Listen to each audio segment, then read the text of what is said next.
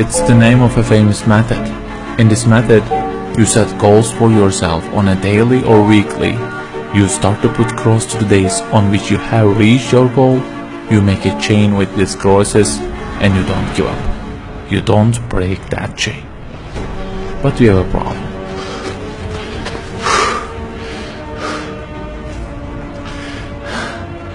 Personal development specialists say that we should have goals. You know, they say like, don't sleep more than 6 hours, learn a language, finish a book every week, don't stop, always run, don't give up on your dream, don't break the chain. Okay, I don't object to them. I also have a table and put crosses on it every day and go after many goals, no problem. But you know what? They don't talk about the most important part of it.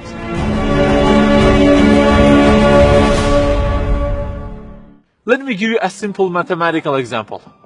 Try to imagine that you are adding numbers, and imagine that the numbers you have added up to this year is, for example, 35 in total, and you start from this year. For example, you will add 4 in this year, and then add 8 in next year, and it goes on.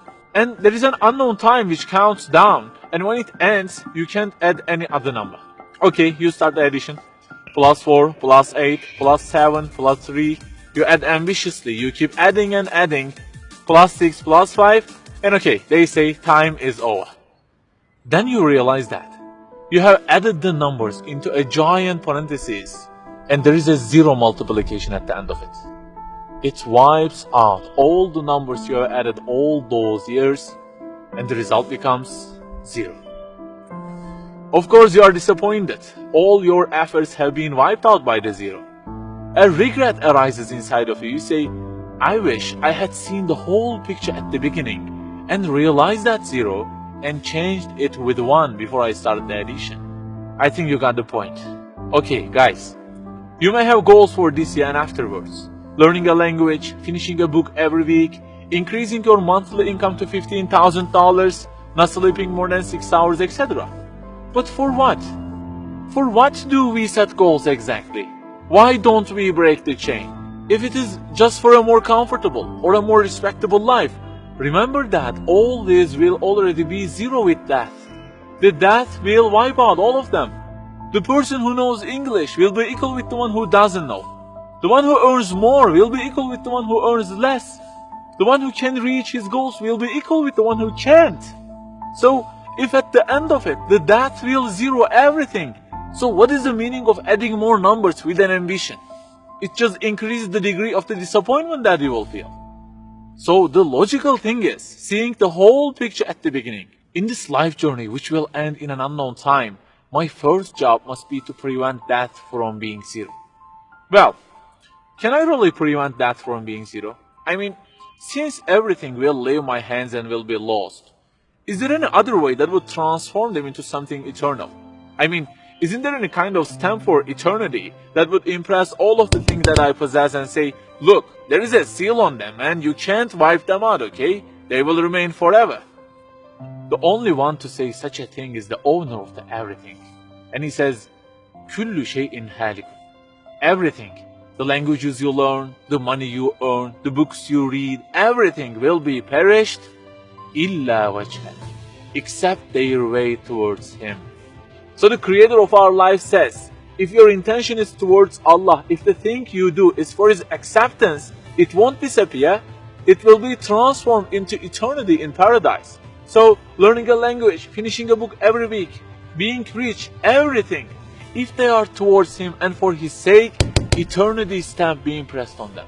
For example, in this year, I will study English for 10 minutes daily. For what? Because serving Islam in the field of English is so important, and I want to gain acceptance of my Lord with it.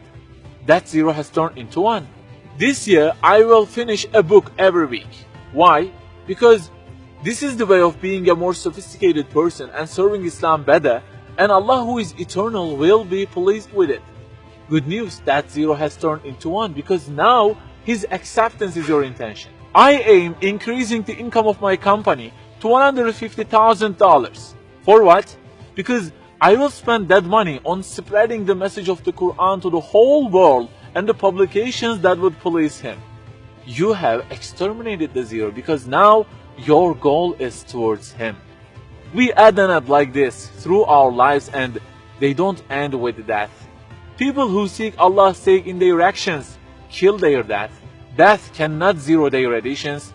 If the thing we do is for his acceptance, it is not mortal.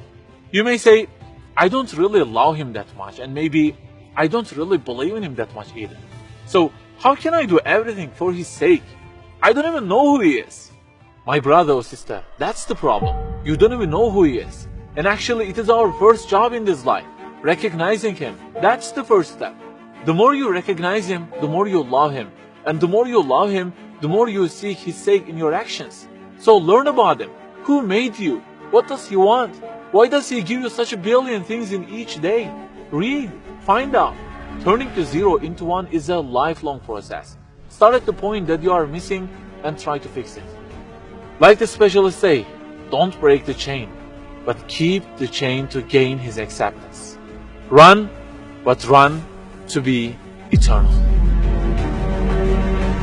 An unknown time counts down, and before starting to add the numbers, the first thing you have to do is to remove that zero.